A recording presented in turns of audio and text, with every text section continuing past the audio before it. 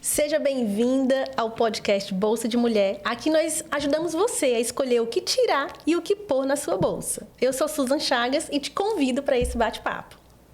Eu sou Elisaine Carvalho e te esperamos aqui. Hoje nós estamos recebendo com muita alegria, com muita honra, a doutora Vanessa.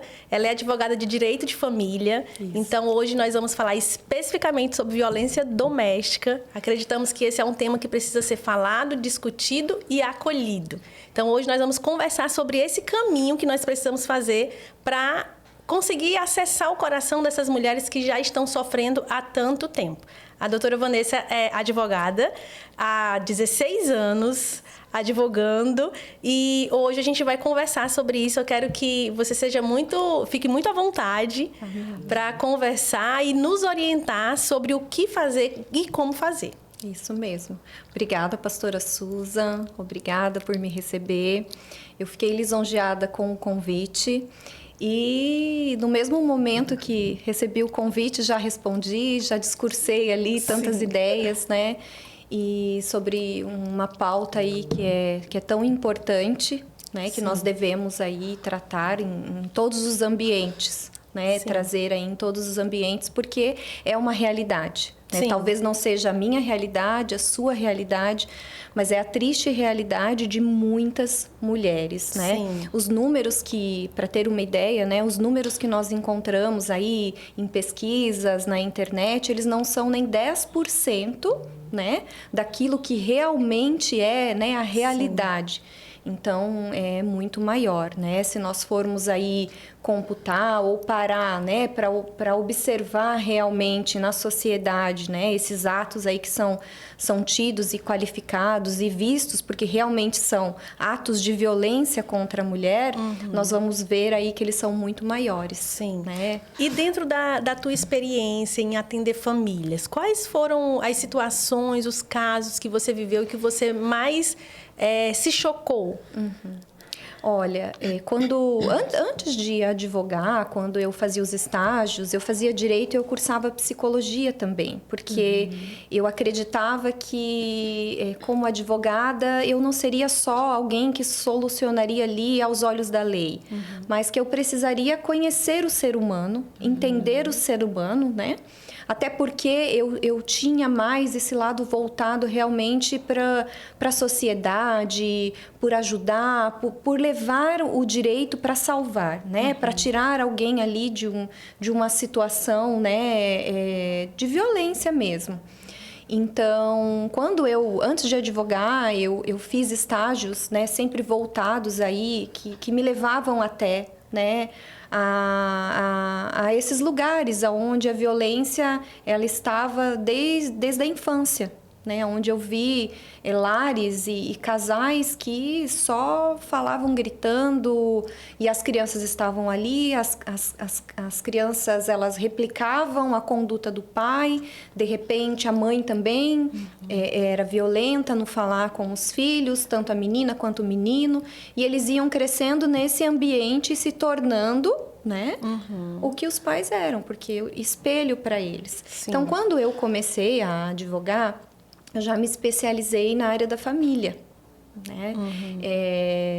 Se você conversar com um estudante de direito, enquanto ele está na faculdade, a maioria dos estudantes são apaixonados pela área penal, pelo processo penal. E realmente nós nos apaixonamos facilmente, porque é gostoso estudar, é interessante, ele é mais dinâmico, ele realmente é. Mas na minha advocacia, quando eu comecei, eu me apaixonei cada vez mais pela área civil e pela área da família. Então, durante esses 16 anos, eu fiz outras especializações. Mas o direito de família é a menina dos meus olhos. Sim. Ela é.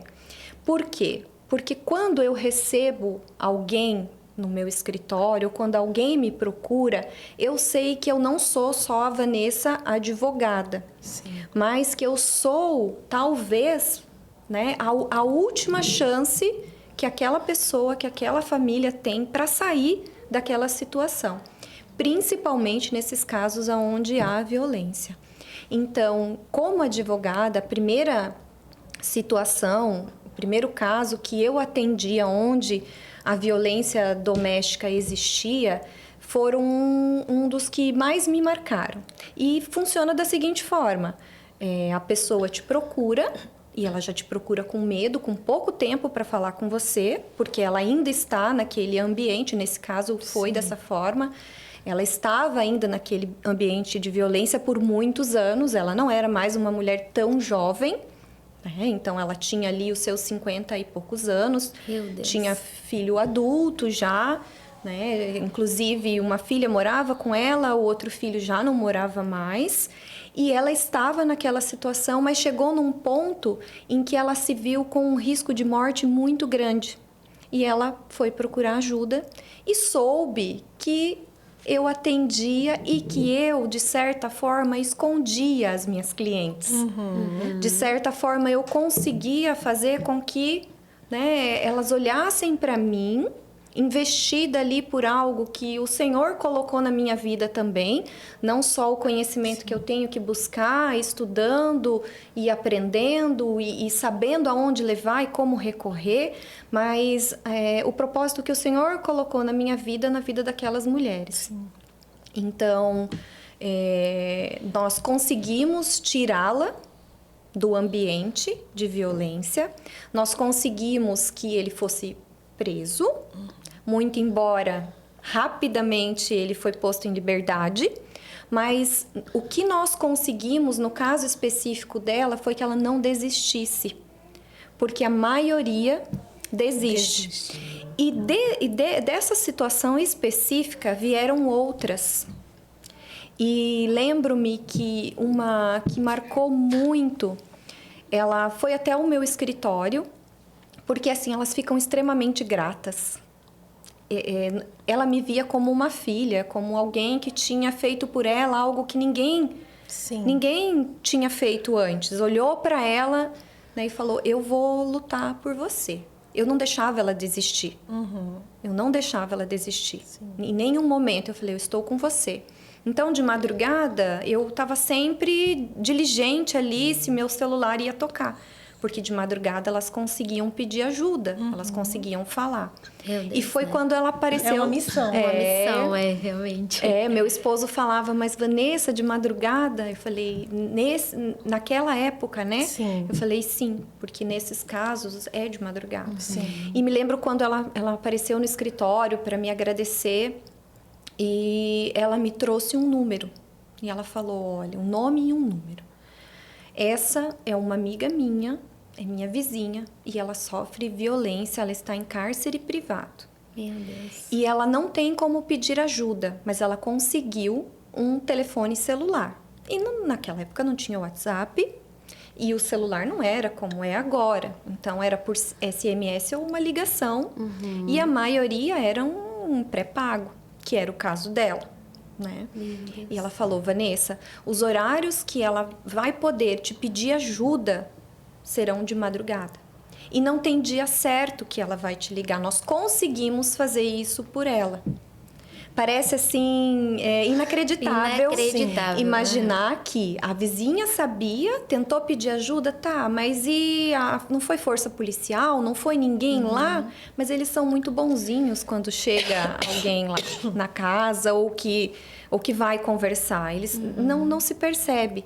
E a dificuldade, né, que nós temos enfrentado aí com todas as alterações e os ganhos na lei que nós temos conseguido aí durante todos esses anos, não era assim há 16 anos atrás. Já se iniciava, mas não era assim. Então, precisava ter provas muito contundentes. Se você fosse ameaçada com um revólver, né, que você nem imaginava que o seu esposo tinha, ou seu companheiro, seu namorado, tinha ali dentro da sua casa, mas na madrugada você fosse surpreendida, você pode ir até a delegacia, mas você tem provas. Porque o escrivão ali, talvez, né, não todos, mas em certos momentos eu já vi acontecer. Não tem provas, doutora. Infelizmente, nós estamos vendo, mas não tem provas. Ou situações em que a vítima era agredida e, para se defender, acabou arranhando ou machucando ele também. Doutora, se eu receber essa denúncia, eu vou ter que receber a dele também. Vão ficar os dois aqui. Então, são situações que já aconteceram. Então, doutora Vanessa, é importante a gente hoje também falar sobre esses caminhos, né? Como essa pessoa passou, porque às vezes tem alguém em casa que está passando por algo parecido e não sabe o que fazer, né? Se sente tão pressionada nesse ambiente que acha que tem que ficar ali. Sim, exatamente. E nesse caso específico, o que aconteceu? Ela me ligou de madrugada e logo que eu fiquei sabendo, logo que essa minha outra cliente veio e me falou, eu não dormia direito. Porque eu ficava pensando que ela poderia me ligar e talvez eu não ouvisse ela me ligar. E eu ia ver que era aquele número, né? Ia pensar, poxa, né? Que Foi uma oportunidade. Isso. Mas eu ouvi, né? Os meus ouvidos estavam atentos ali, o Espírito Santo me acordou, sim. E eu ouvi. E consegui conversar com ela rapidamente, porque era muito rápido. Se o agressor visse, né, nós sabíamos que era muito grave, que poderia realmente chegar aí à morte, né? Tirar a vida dela.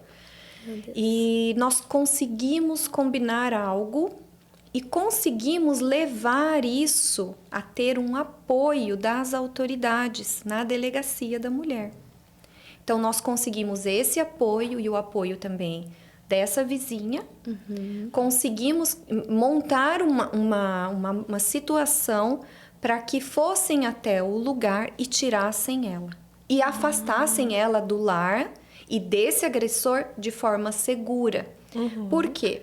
Porque além de tudo isso, dessa situação tão triste, ela não tinha familiares aqui.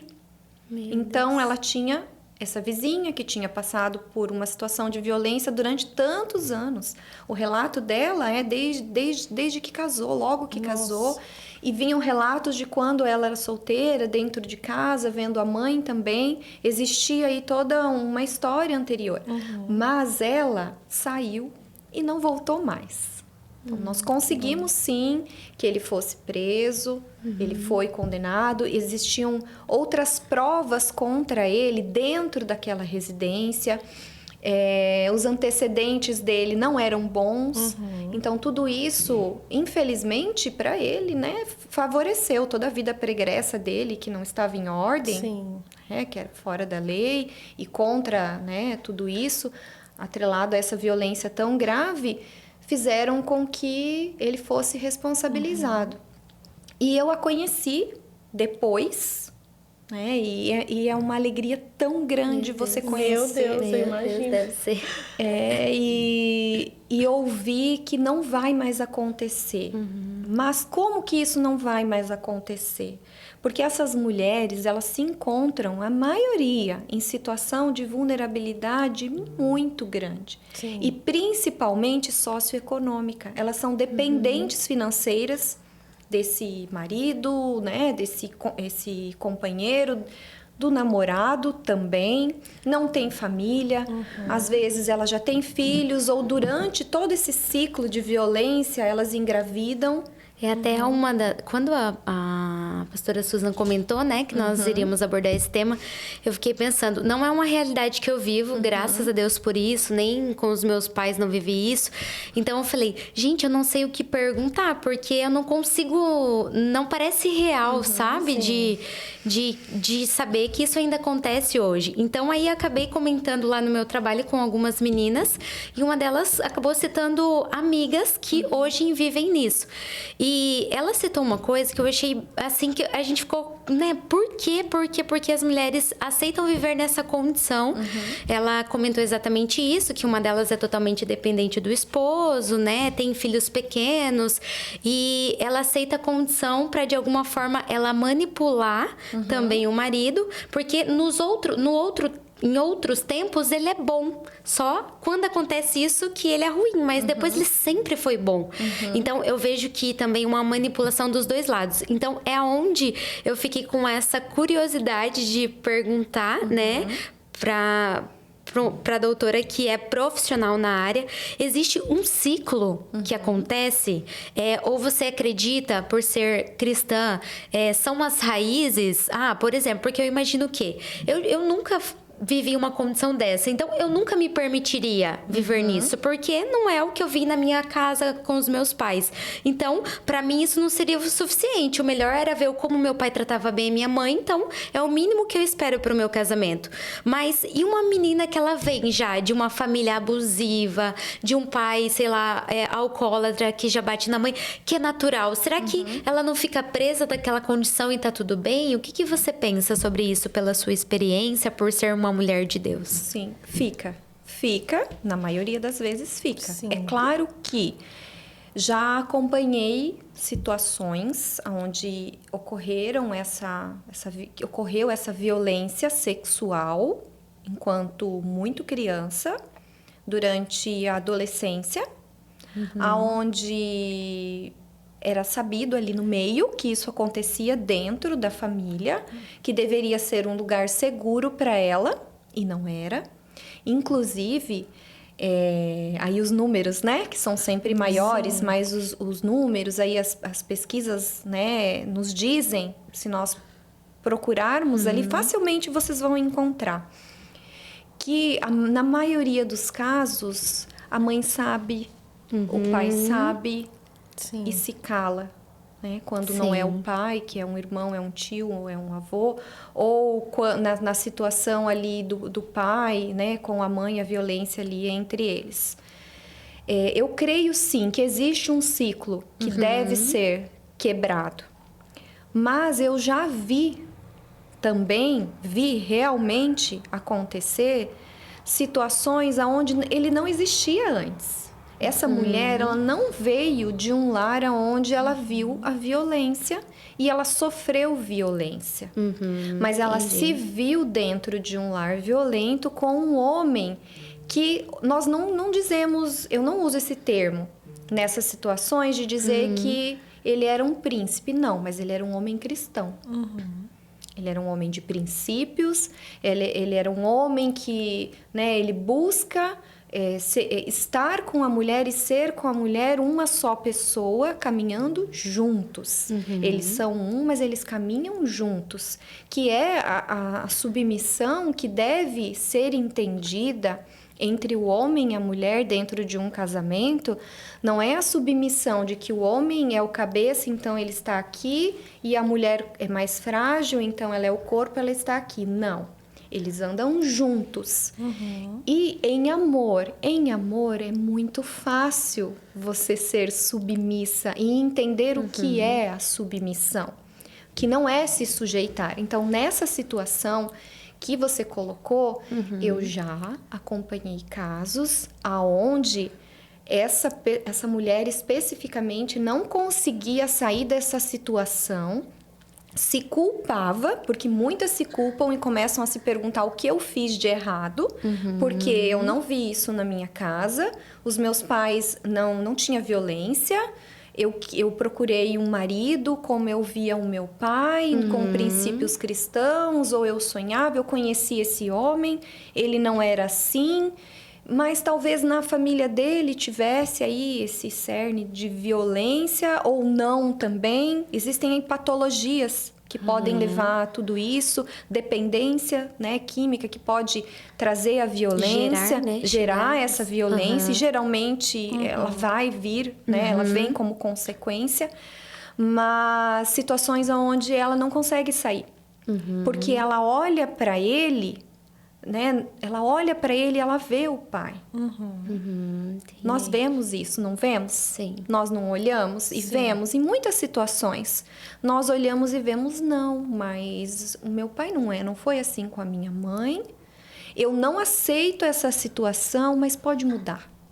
Eu sempre falo que ela ama e fica. O pai, ele é o primeiro amor da menina. Fato, Sim. eu falo isso com autoridade, né? Por alguma experiência que eu tive com meu pai. E é real isso, né? Então, eu acho que muito também da cultura da família influencia nessa atitude da menina. Por exemplo, muito também sobre a sociedade. Por exemplo, hoje, eu tenho a família perfeita de Instagram, né? Como que eu vou falar para o mundo que eu tô tendo um problema aqui, que agora eu sou uma mãe separada, com 2 crianças pequenas, o que eu vou fazer, né? Sim. Então, é melhor eu viver nessa condição do que enfrentar as consequências, né? Então, o que você diria para essas mulheres criarem essa coragem de sair? Porque eu imagino que quando está nessa condição, já evoluiu para um aprisionamento mental já, né? Não é mais só o físico, mas se aprisionou, eu não mereço, né? Isso, e seria a minha fala seguinte, para te dar essa resposta a você e as mulheres que estão nos ouvindo, não é? Nos assistindo aí, nos ouvindo, para que nós sejamos aí, a nossa fala seja voz para elas também. Sim. Isso. Que saiam dessa situação, saiam dessa prisão. Por quê? Porque a violência, ela não começa na violência física, a não ser que seja aí alguma patologia, um serial killer, aí, sabe? Algo nesse sentido, onde o agressor, a intenção dele é matar. Que existe, né? Nós sabemos, nós vemos isso, infelizmente. Mas nessas situações de violência, muitas não começam assim, elas não começam na violência física, elas começam na violência psicológica, a violência moral, a violência patrimonial, que muitas desconhecem o que é patrimônio da mulher. E vão deixando, e vão deixando, e vão deixando. Não deixe.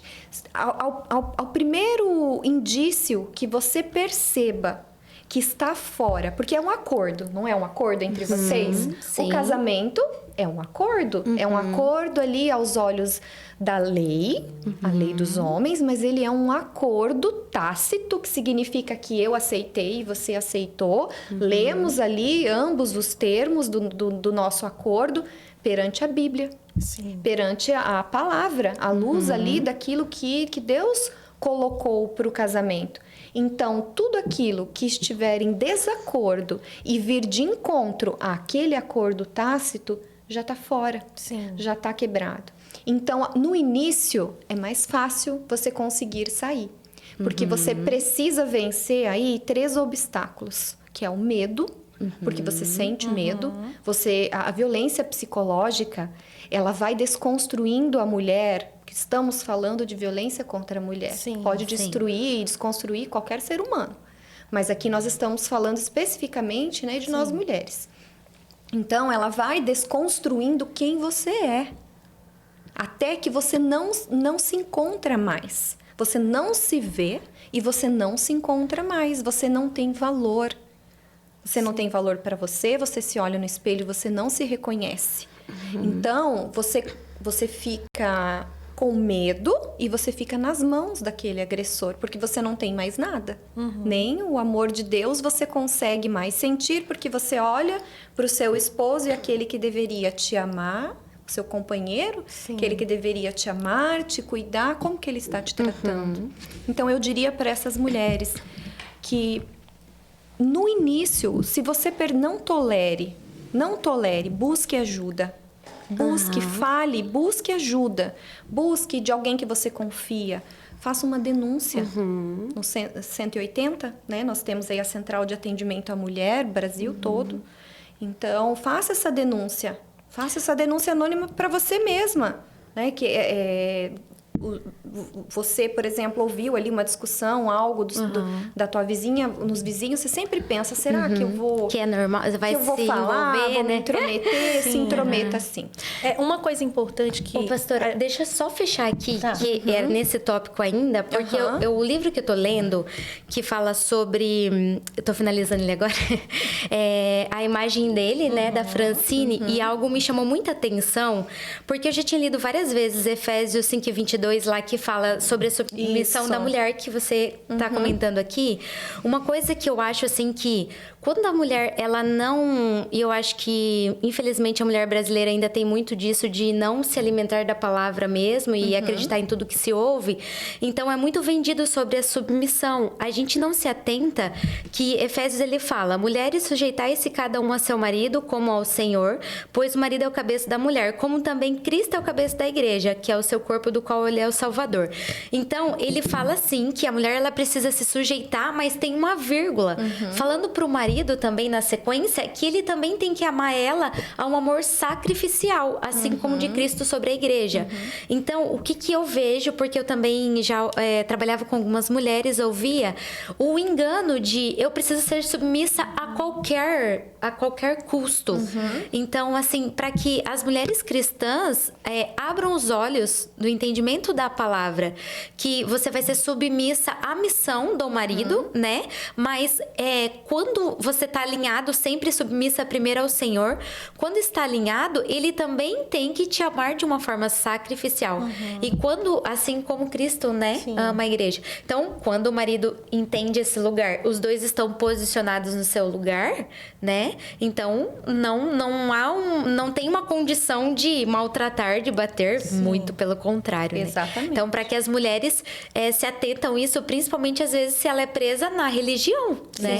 De, eu não posso, eu casei para o resto da minha vida porque eu sou cristã e eu não posso me separar porque a Bíblia fala para eu não separar. Não, o seu marido, você está sendo submissa, mas ele está te amando de uma forma que se entrega por ti, que pensa em você, que cuida de você, que ama você assim como Cristo ama a igreja, né? Isso, ó, então, eu diria uma frase que vai parecer, é uma frase que é utilizada aí em tantas outras ocasiões, mas ela é muito real.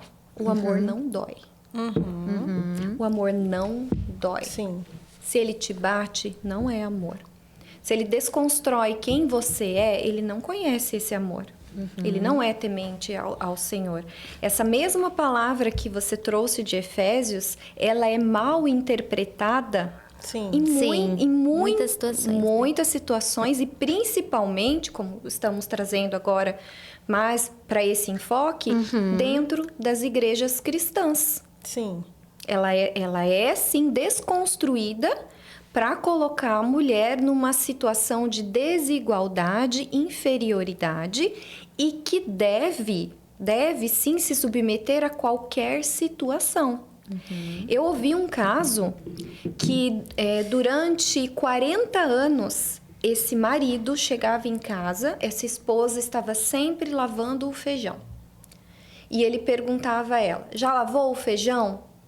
Terminou? Então agora vamos para o quarto. E ele tirava o cinto e ele batia nela. Meu Deus. Durante 40 anos, ela passou por essa experiência. Meu Deus. Terrível de violência. Mas ela conseguiu sair também.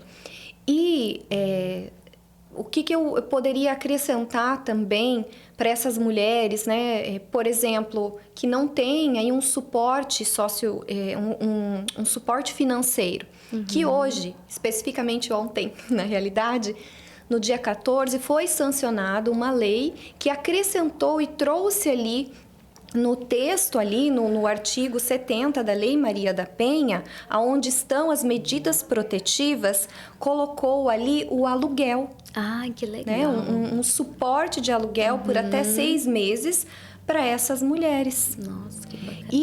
Essa proposta, ela já estava ali para ser votada e ser sancionada já há algum tempo. Nossa, é uma conquista, né? Exatamente. E sempre vão ficar... Sabe, é curioso como os nossos direitos vão ficando por último. Sim. Qual que é o caminho? Vamos para um caso prático. Eu estou sofrendo violência doméstica e preciso pedir ajuda. Qual a primeira coisa que eu faço? Tá. Vamos pensar aí. Vai depender muito aonde está essa vítima. Ela ainda é vítima. Ela vai ser uma sobrevivente. Sim. Mas ela ainda está numa situação de vítima. Ela tem como pedir ajuda? Ela está nos ouvindo? Se você está nos ouvindo, diz que é ali no 180. Peça ajuda, relate, dê informações de onde você está, para que se você não tem como sair, se você é mantida ali mais dentro da tua casa, se você não tem acesso, Ou se você tem filhos e você tem como colocar um bilhetinho, alguma coisa que vai para a escola para pedir ajuda, mas busque ajuda. Se você pode sair da sua casa, vá até um escritório jurídico. Eu não tenho meios. Porque Existe a delegacia da mulher? Tem a delegacia da mulher. Em todas as cidades? Na maioria das cidades. E as cidades que não têm a delegacia da mulher, a delegacia da cidade ali de polícia civil, né? Ela é, sim, habilitada para atender casos assim. Tá, então se ela for fazer essa denúncia Ela de vai forma fazer online, ela vai ligar no 180. Na verdade, o 180 é um disque denúncia, tá? Ele funciona assim, para alguém que sabe de alguma violência, fazer uma denúncia. Isso, uma denúncia anônima. Mas se você, vítima, não tem outra forma de pedir socorro, peça socorro por uma denúncia anônima, que no caso é para você, por meio do 180. Ou vá até a delegacia da mulher, tá? Fica ali na Vila A, vá até a delegacia da mulher pedindo socorro. Eu quero fazer um boletim de ocorrência, eu estou... E relate em detalhes, porque você pode sair ali da delegacia já com um pedido de medida protetiva, para que ele seja afastado do lar. Tá. Tá? Aí, na situação da dificuldade socioeconômica, que de fato é difícil se mover nessa situação. E com a aprovação dessa medida... ela já está em vigor. Isso, ela já aprovada. Foi, isso, Tá. ela já Então, foi incluída. Qual o meio que vai ser feito, que precisa ser feito para que ela receba esse aluguel, para que ela tenha essa segurança de que eu não vou ficar na rua? Vai ser dentro desse processo, porque você vai até a delegacia, você faz esse boletim de ocorrência por ameaça, violência, e vai caracterizar Lei Maria da Penha. Aplica a medida protetiva. Não se esqueça que você tem que manter esse processo, você não pode desistir dele, porque ele vai para o fórum e vai ter um momento onde você vai ser chamada para falar na presença do juiz e ele também. Tá? Então, não desista. Isso depois da medida protetiva, ela saiu daquele ambiente... Inclusive, na medida protetiva, tendo em vista que entrou em vigor aí mais essa garantia, essa possibilidade, junto ali do pedido da medida protetiva, porque a medida protetiva ela é urgente. Né? Então, ela é uma medida urgente, ela tem que ser concedida rápido. Pode ser feito aí, como ela está no rol das medidas protetivas, pode ser feito juntamente desse pedido. E o marido que paga esse aluguel? Não é o marido que paga esse aluguel, tá? Esse aluguel, ele vai ser mantido por políticas públicas, vai ser o Estado, municípios e Distrito Federal, tá? E como que ele vai ser concedido? Qual é o valor? É o juiz quem vai determinar, tá? Mas só depois do julgamento? Não, pode ser... Por isso que, voltando, a medida protetiva é uma medida de urgência, ela é emergencial. Então, eu fui até a delegacia, fiz o boletim de ocorrência e relatei. E eu estou sob iminente risco de morte. Eu preciso que ele seja afastado do lar e, inclusive, que ele não tenha acesso a mim, aos meus filhos, aos meus familiares, que mantenha distância de tantos metros quando ela tenha onde ficar, ok, ele que vai sair. Não, eu preciso sair do lar e eu não tenho para onde ir. Ok, temos casa-abrigo?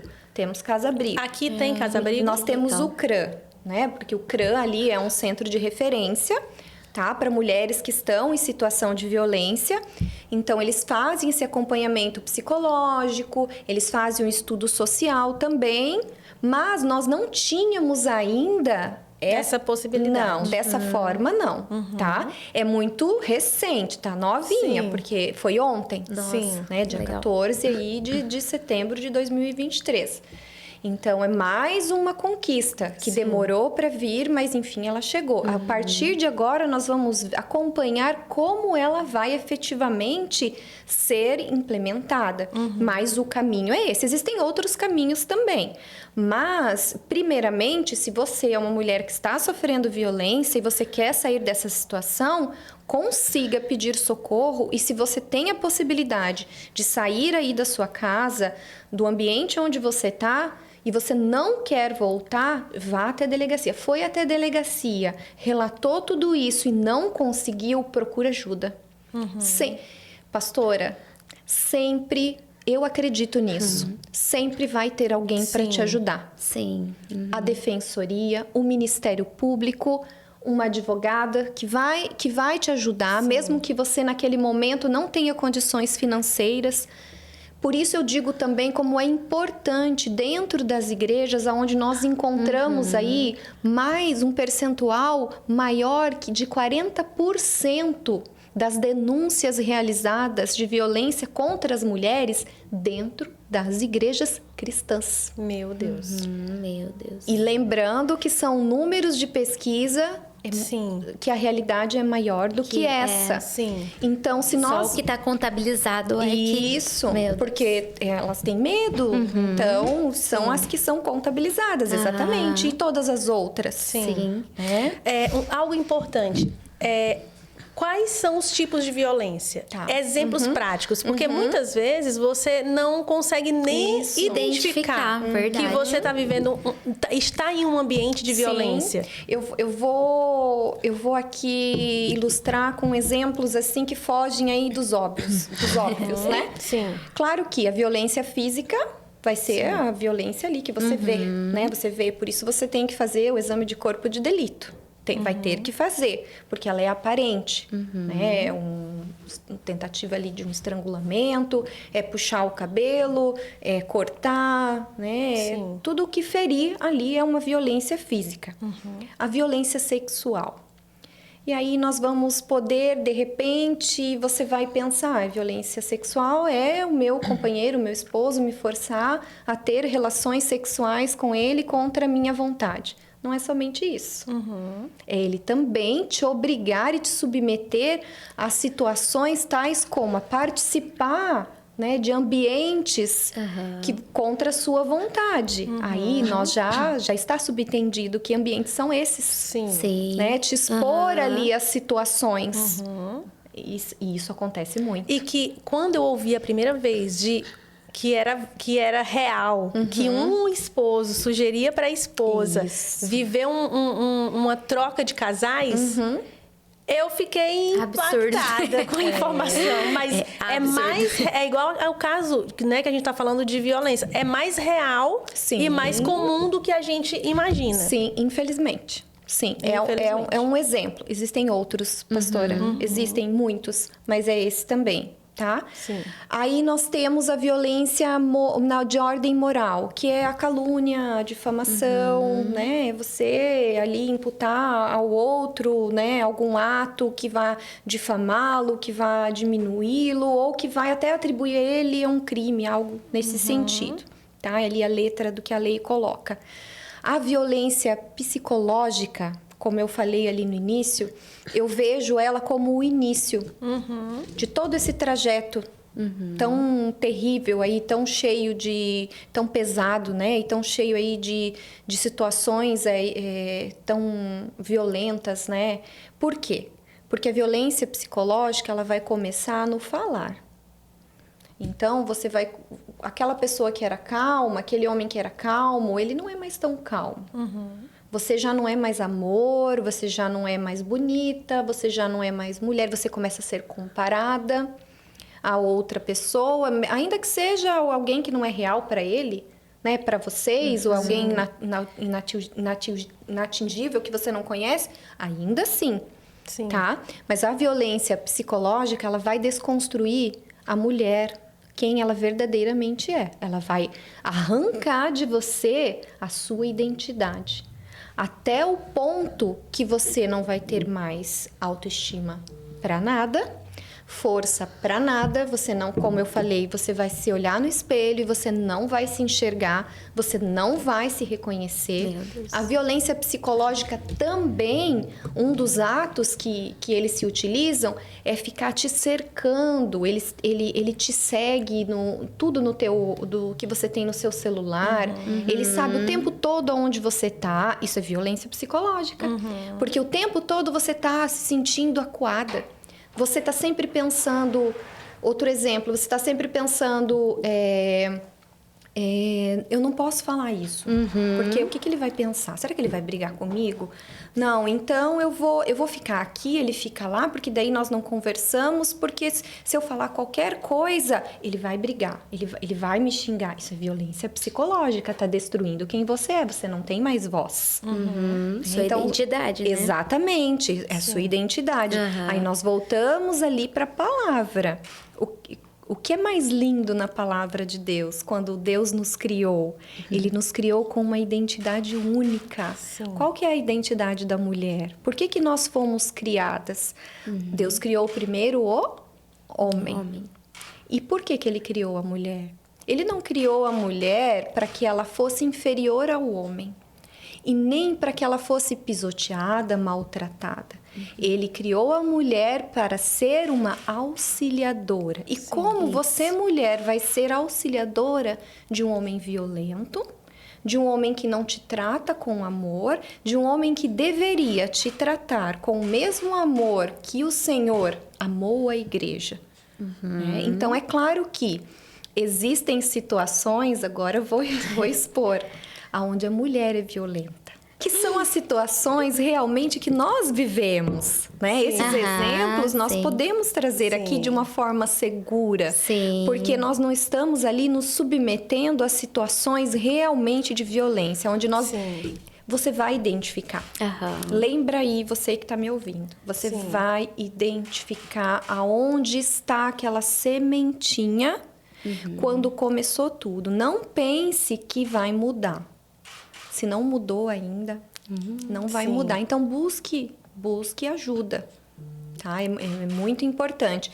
Existem essas possibilidades de você buscar ajuda dentro aí desses tipos de violência. E dentro de cada uma dessas tem milhares, são muitas. Hoje, foi o que eu falei do acordo. Vocês assinaram um acordo, vocês ligaram. Não ligaram aqui na Terra e foi ligado lá no combinado, céu? né? Não foi. Para ambos. Então, foi tácito. Nós concordamos, está tudo certo. É isso? Sim. Então, vamos buscar viver dentro daquilo que nós concordamos. Qualquer coisa, qualquer atitude que te faça ter dúvida ou sair dessa situação, já descumpriu o acordo. Eu vi um caso, eu vi assim meio por cima, que a situação de uma mulher que ela vivia em cárcere privado e teve uma situação que ela estava numa loja e ela fez um sinal e a partir disso acabaram socorrendo. Existe um sinal específico para esse tipo de mulher? Ensina pra gente se isso é real. Olha, pra que eu acho muito importante, porque nem todo mundo sabe, e né? eu tenho até mais de um exemplo para te citar, porque vai mudando, porque o agressor fica sabendo, não fica? Sim, fica sabendo qual que é o sinal que está sendo utilizado. Então, eu vou te exemplificar algo que foi feito aqui em Foz, que eu sei também que foi feito em outras cidades, em outras regiões. Existia uma senha que era colocada nas portas dos banheiros, na parte de dentro de estabelecimentos comerciais, onde a senha era uma bebida, era um drink. E todos os dias mudava qual era esse drink. Era para que mulheres que estivessem em vulnerabilidade, em situação ali de risco de violência, naquele momento, pedissem ajuda. Então, elas se dirigiam até o bar ou o garçom que vinha até a mesa e pediam aquele drink. Ah, que legal! Era um pedido de socorro. Entendi. Tá? Mas como que elas têm acesso a esse código? Principalmente se ela fica presa lá, né? Sim. Mas como que ela ficava sabendo? São mecanismos, né? Claro. Tentativas aí. Nesse caso, ficava ali dentro dos banheiros, né? Que só a mulher vai ter acesso. Isso, né? Então, talvez nem todas tivessem acesso, mas uma grande maioria. Essa é uma ação específica dentro daquele estabelecimento. Aconteceram em muitos estabelecimentos, mas aqui em Foz eu sei, sim, que um estabelecimento especificamente utilizava desse meio aí para... Que legal. Tá, e aí de uma forma geral... Isso, porque daí o que aconteceu? Foi veiculado aí recentemente, né, um vídeo de uma mulher pedindo socorro. Ela era mantida em cárcere privado e ela fazia o seguinte sinal, assim, né, com a mão para a câmera. Então, os 4 dedos levantados, o polegar assim, e abaixava. E nesse momento, alguém viu e ela foi socorrida. Nossa, e isso salvou a vida dela. Sim, eu vi. Então, se você ainda não teve conhecimento, se você não sabe e você está nessa situação de violência, você pode utilizar. Sim. De socorro. E assim, é importante que as instituições que trabalham, e eu acredito que com certeza fazem isso, né? Mas trazendo um pouco para dentro do nosso ambiente, né? Da igreja, que tanto é um ambiente que pode se tornar um veículo da agressão, né? A religião, ela tem um verniz muito encantador. Então, a gente vê, a própria história está aí para mostrar que pessoas morreram, né, em nome da religião, em nome de Deus. E também a igreja, a religião, ela pode ser um meio de libertação, que essa é a proposta de Cristo nos evangelhos, né? Então, eu acredito que a gente precisa começar a pensar em políticas de que forma nós, enquanto igreja, vamos abrir as portas para essas mulheres. E deixar isso claro, né? Um lugar, um estabelecimento que ela pode ir e pedir ajuda. Então, eu acredito que esses lugares que apoiam e que estão ali para atender essas mulheres, eles têm um meio de acessá-las, né? De encontrá-las. E o que eu diria agora com relação a essa fala, pastora? A minha sugestão, e é uma sugestão para partir para ação. Qual é a sugestão? Nós, mulheres, nós somos cristãs. Somos mulheres e somos mulheres cristãs. Nós não podemos tolerar, tá? Sim. Nem quem está à frente, nem quem está ali na igreja. Não pode tolerar qualquer tipo de violência. Sobretudo essa que nós estamos falando hoje, que é a violência contra a mulher.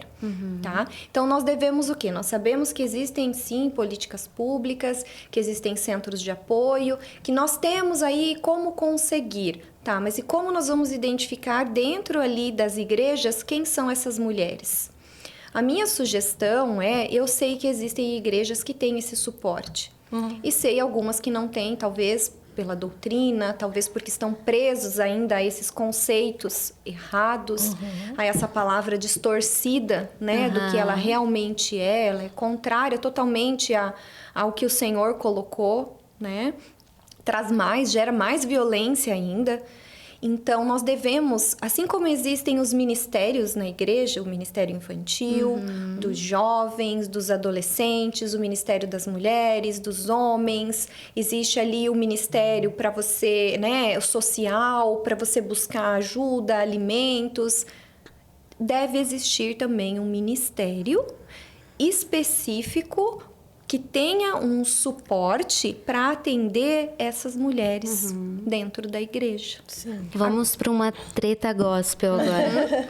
Nós estamos ouvindo a doutora do lado, né? Como profissão. E queremos ouvir a nossa pastora como igreja doxa. Claro. Pastora, o que vocês pensam como cultura sobre esse assunto? Construir na doxa. Vocês se movimentam. Tá. E tem algumas ministrações no YouTube e o Tiago fala sobre os 7 pilares, que é aquilo que nós trabalhamos e queremos implementar como cultura. E um dos pilares, ele fala sobre a cultura de bondade, que não tem especificamente a ver só com a questão da violência, né? Mas com esse ambiente que olha para o outro como Cristo olharia. Né? Então, de uma forma mais ampla, seria isso. E por que nós queremos nos dedicar para viver essa cultura? Porque é exatamente o que eu falei. Né? Esse ambiente da igreja, o ambiente religioso, ele já causou muitas dores, já muitas feridas. Lugares que são totalmente tóxicos e que geram muito mais morte do que vida.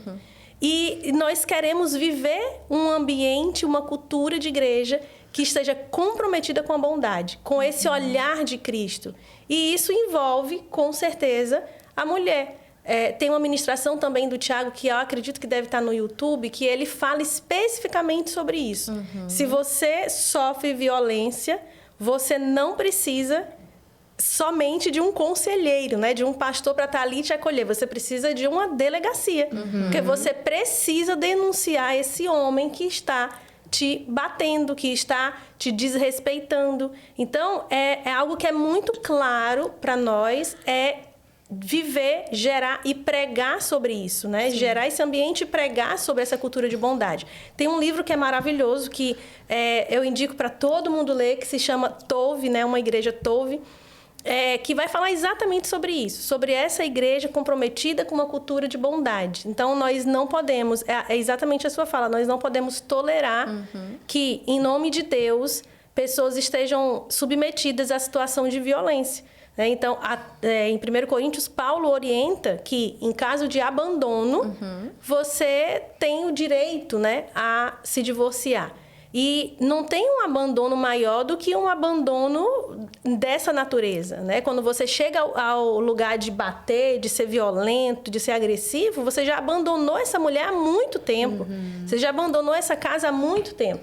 Então, é assim que nós acreditamos, nós queremos nos dedicar para isso. E eu acredito, sim, que dentro da igreja nós precisamos ter um espaço que seja específico para isso, para que essa mulher que muitas vezes está ali desesperada, ela consiga ter um lugar, ela consiga ter essa segurança. Seguro, né? Sim. É um ambiente seguro. E, pastora, como é importante esse ambiente seguro também ele ser, de certa forma, aí vai parecer estranho, como fazer isso?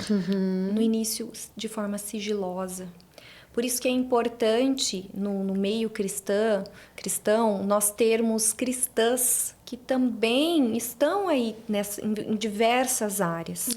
Porque elas podem servir a igreja. Eu posso servir a igreja nessa área, em outras áreas, onde o Senhor quiser que eu esteja, eu estou disposta a ir. Porque sei que Ele vai trazer e vai me capacitar também.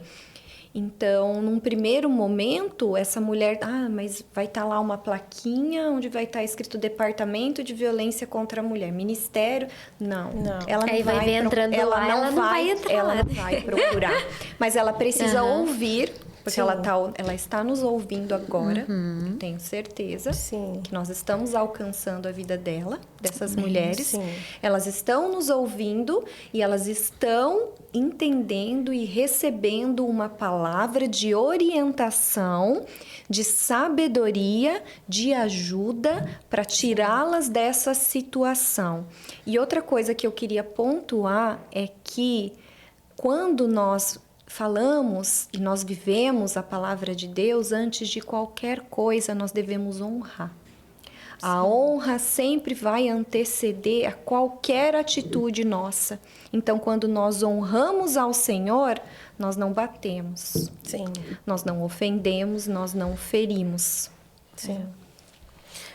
Uma outra coisa que eu queria trazer, até para a gente pensar, né, e talvez seja aí um caso de impedimento para alguém, né, pedir um socorro, é os filhos.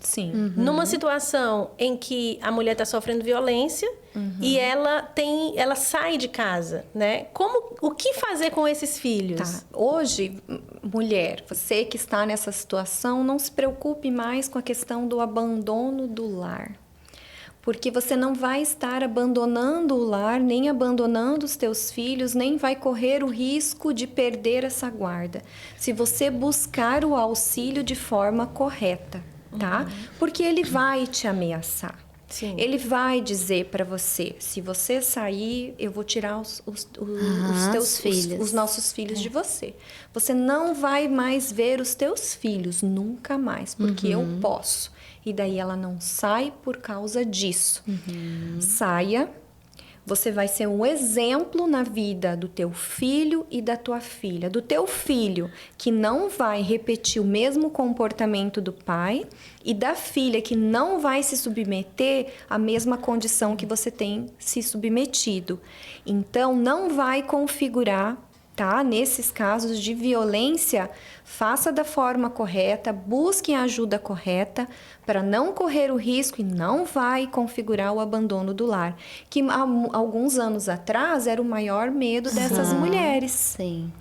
Abandonou o lar, vai perder a guarda. As crianças vão junto, porque eu imagino, né, que se ela sofre, que ela pensa, se eu sair, ele vai replicar isso nos meus filhos. Então, essa lei protetiva é só sobre a mulher ou também daí há um isolamento de Sim, a então. medida protetiva, ela pode alcançar não somente ali a vítima da agressão, como estender aos filhos, familiares, ela estende sim. Tá? Aí você pode sim. Ou se tem a possibilidade de afastá-lo do lar e você fica você com os teus filhos, aí ele vai ser intimado, a autoridade policial comunicar ele. E outra coisa que funciona muito bem, tá? E eu quero sim elogiar e fazer menção honrosa é a guarda que cuida aí de fiscalizar os policiais, o cumprimento dessa medida protetiva. É discou, apertou, tá lá. Uau! Sim. Eu não posso dizer para você um caso onde alguma cliente ou alguma mulher que eu soube, ou até de colegas, né, que trabalham nessa área também, que não obtiveram ajuda rapidamente. Tanto mulher quanto homem. Guarda tanto a mulher quanto o homem. Sim. Eles são pulso firme. Legal. Tá? Então, sim, ela pode sim pedir, mas que ela peça especificamente quando ela se dirigir ali até a delegacia. Tá? Quanto mais informações, quanto mais provas ela tiver, não saia dali sem que você tenha o pedido da medida protetiva. Eu imagino que para vocês devem ser perguntas simples, mas a gente que não vive essa realidade, e eu imagino que para essas mulheres também, falta muita informação. Então, a gente já viu aqui só nesse podcast de 1 hora que quase todos os medos que normalmente elas têm são solucionados. Sim. Né? Então, por isso que eu achei importante perguntar isso. Porque para uma mãe, o que te prende? Sim. Os filhos, né? Você se submete a quase tudo por eles. Então, se há esse cuidado também, né? Já quebraria esse argumento. A questão financeira, que geralmente são as condições. Então, se agora ontem foi aprovado, né? Também já quebraria esse argumento. Então, como é bom, né? Informação e glória a Deus por esse tempo. E que chegue muito longe esse podcast, essas informações. O que eu posso acrescentar é que tudo isso que eu tô te falando, talvez as mulheres aqui nos ouvindo já tenham passado aí, já tenham ido na delegacia, já tenham pedido a protetiva, não tenham conseguido, já tenham tentado e não tenham conseguido e se depararam aí com um judiciário muito falho, aonde elas se sentem numa condição aonde o agressor é o favorecido e não elas como vítimas. Mas o que eu diria? Para elas não desistirem. Eu tenho uma característica. E eu gosto, eu falo dessa característica porque eu ouvi essa característica de pessoas que me conhecem muito bem. Eu não desisto.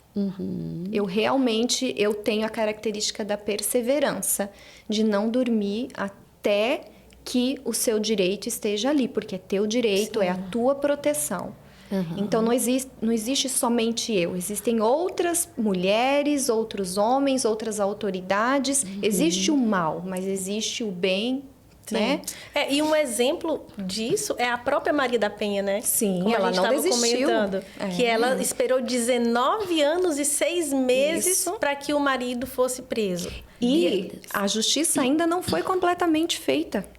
Ela esperou todo esse período e ela conseguiu esse pouco, porque foi pouco diante de tudo que ela perdeu. Sim. Mas o que ela conseguiu, mantendo, buscando para que essa lei viesse, olha quantas mulheres hoje podem ser salvas através do testemunho dela. Infelizmente, com a triste violência que ela sofreu. Sim. Mas foi através da vida dela que outras mulheres estão sendo e continuarão sendo aí beneficiadas, sim. Mas a característica dela, ela não desistiu. Ela não desistiu. Eu lembrei na hora, porque eu ouvi ela falando sobre isso. E ela falou, eu não desisti.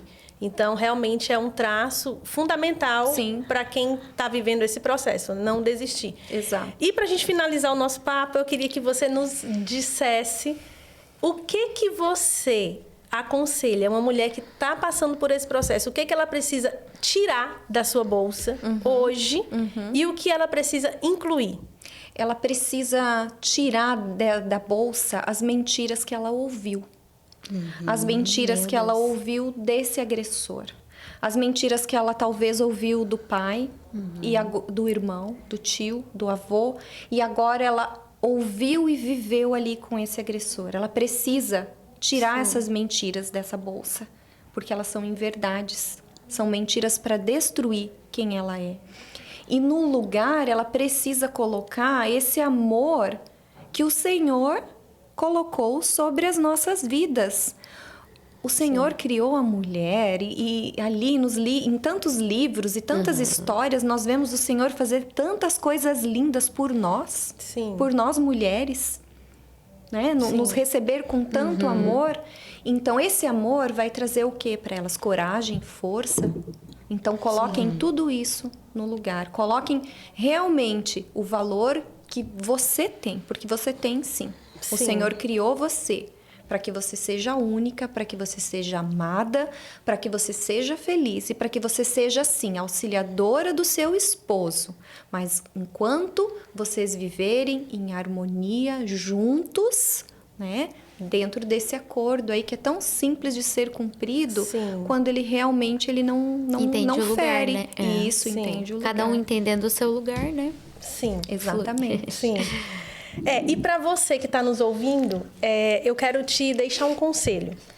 A gente acredita que o divórcio ele é a última opção, mas num caso de violência, num caso de espancamento, ele é a opção. Então, não se submeta a um ambiente que você corre risco de morte. Você precisa sair desse ambiente, você precisa pedir ajuda. Então, o meu conselho que eu dou para você nessa tarde é: não se submeta a esse ambiente. Porque Jesus nós conhecemos e sabemos a forma como ele se movimentou. E ele era amigo das mulheres, né? Todo esse amor, essa dedicação, o Senhor colocou ali de uma forma muito clara enquanto ele exerceu o seu ministério na terra. Então, você é amada, como a doutora Vanessa falou, e você precisa aceitar esse amor. Eu não sei o que aconteceu na sua história, talvez você ache que você não merece. Talvez as mentiras que você ouviu te fizeram acreditar que aquele estilo de vida é o que você tem e você tem que aceitar ele. Mas eu quero te dizer que não é verdade. Você precisa sair desse ambiente e precisa pedir ajuda. Então, se você precisar da nossa ajuda, nós estamos aqui para te ouvir, para te acolher e te dar todos os caminhos legais. A doutora Vanessa está aqui, te dá todos os caminhos legais para que você saia dessa situação. Então, o Senhor Ele é o dono da vida. Então, se você está correndo risco de morte, você precisa agir, você precisa se posicionar. Essa é a palavra que eu tenho para você. Que Deus te abençoe. Nós estaremos aqui nos próximos meses falando sobre vários assuntos, mas esse é um assunto que nós fizemos questão de abordar esse mês pela importância que esse assunto tem para a nossa vida enquanto comunidade local e para a nossa vida enquanto mulheres. Então, Deus abençoe você, fique com Deus e até mais, se Deus quiser.